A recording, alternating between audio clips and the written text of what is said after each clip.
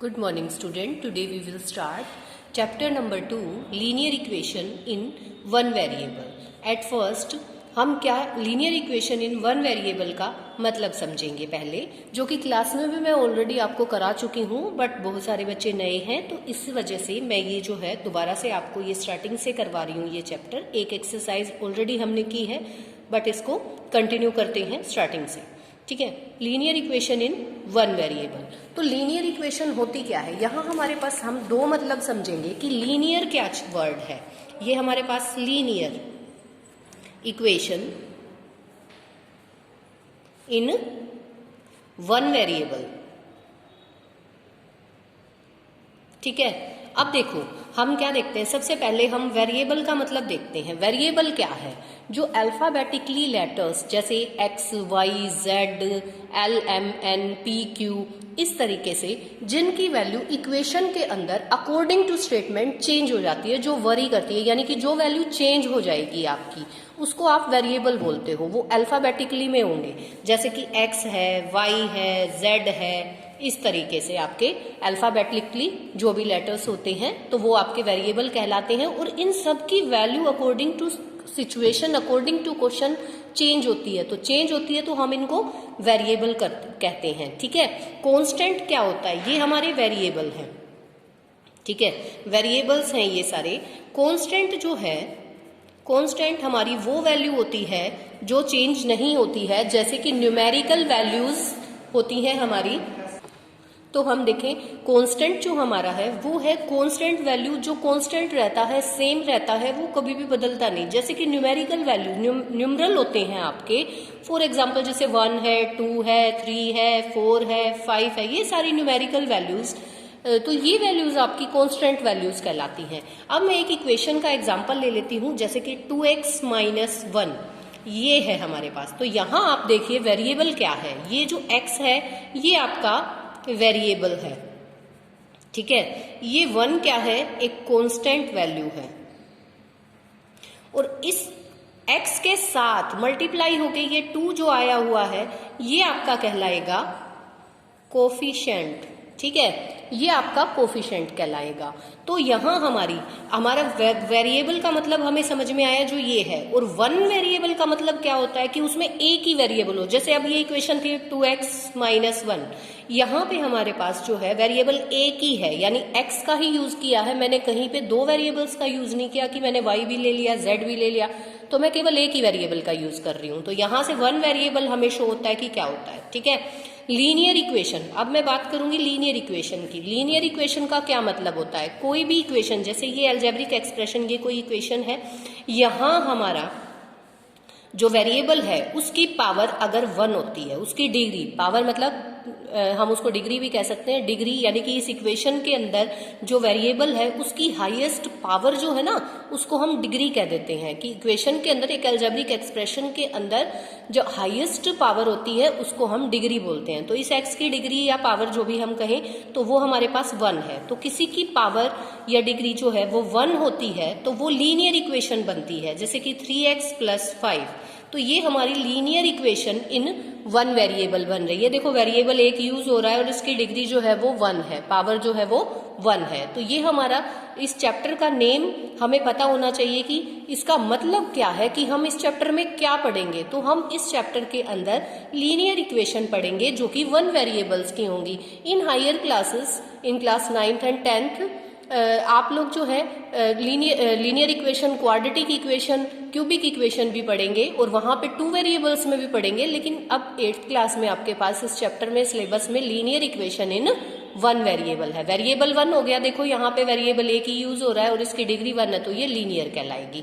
अगर डिग्री 2 होती है तो वो हमारी इक्वेशन कहलाती है क्वाड्रेटिक इक्वेशन, और अगर डिग्री 3 होती है तो वो हमारी इक्वेशन क्यूबिक इक्वेशन कहलाती है। और ये सारे के सारे आपके, चाहे वो क्यूबिक है या फिर आपकी क्वाड्रेटिक है, ये सारी की सारी आपकी क्या कहलाती हैं, पोलिनोमियल्स। अगर उसको 0 के इक्वल हम इक्वेशंस को पुट करते हैं कि हमारी सारी अलजेब्रिक एक्सप्रेशन किसके अंदर आ जाती है, पोलिनोमियल्स के अंदर, ठीक है।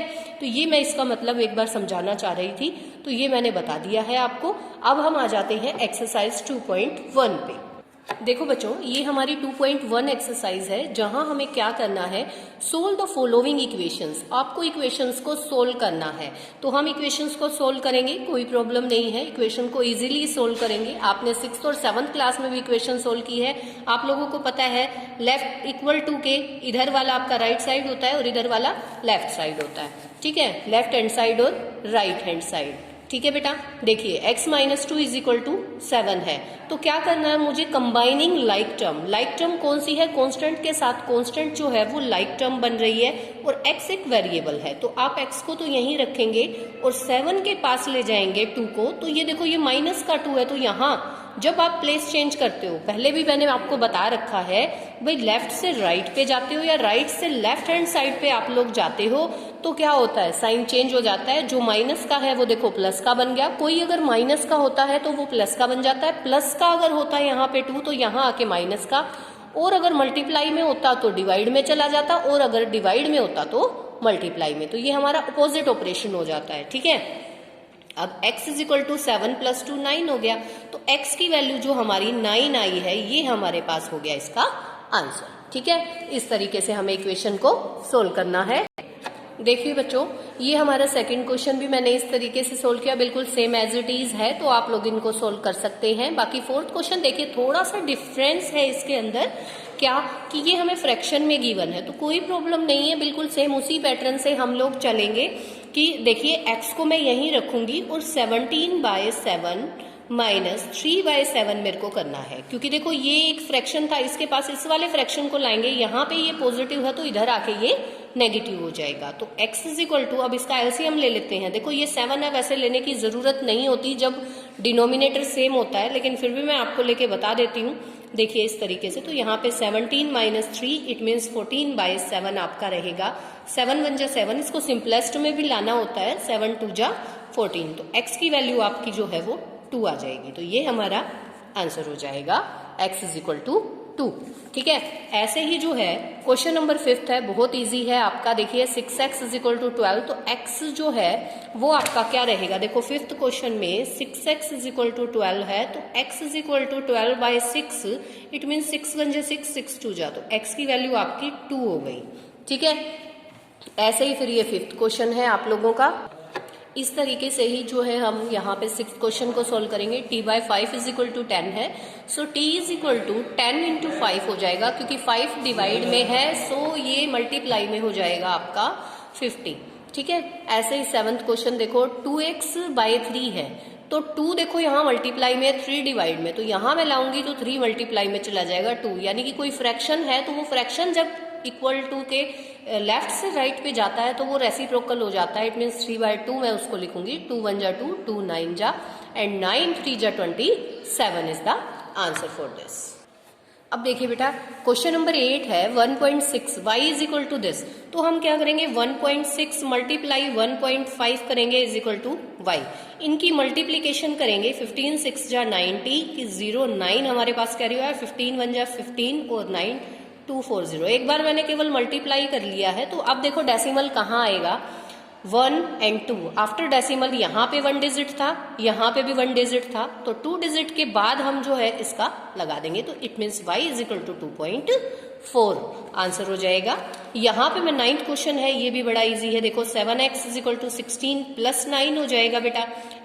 7x जो है वो 25 के इक्वल 16 प्लस 9, और उसके बाद x की जो वैल्यू है वो 25/7, ठीक है। इसको मिक्स्ड में करना चाहते हैं तो मिक्स्ड में कर देंगे, अदरवाइज देखो 25/7 ये हमारे पास आंसर रहेगा। मिक्स्ड में भी अगर करेंगे तो 7 3 जा 21, तो 3 एंड 4/7, ठीक है। इस तरीके से आप दोनों तरीके से मैंने बता दिया। ऐसे ही इसको सोल्व करेंगे, 14y is equal to 13 plus 8 हो जाएगा, 14y is equal to 13 plus 8 मतलब हमारा जो है 21, और y इज इक्वल टू 21/14, क्योंकि ये यहाँ मल्टीप्लाई में था, इधर आएगा तो डिवाइड में। 7 की टेबल पे अगर मैं इसको डिवाइड करती हूँ तो y की वैल्यू मेरे पास 3/2 आ जाती है। अब ऐसे ही देखो 6p को मैं यहीं रखूंगी, 17 को लेके जाऊंगी तो माइनस का 17 हुआ, 6p इज इक्वल टू कितना मेरे पास बच गया, -8 बच गया, है ना। अब p is equal to -8/6, it means 2 की टेबल पे अगर कैंसिल आउट करती हूं तो p की वैल्यू जो है वो मेरे पास -4/3 होती है। ठीक है, अब ये देखिए ये फ्रैक्शन वाला आ गया। लास्ट क्वेश्चन है 12th question.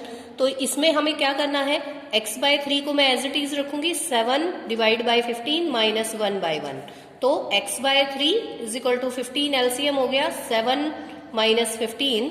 It means x/3 is equal to -8/15 और x is equal to -8/15 multiplied by 3, क्योंकि 3 डिवाइड में था। 3 1 जा 3, 3 5 जा।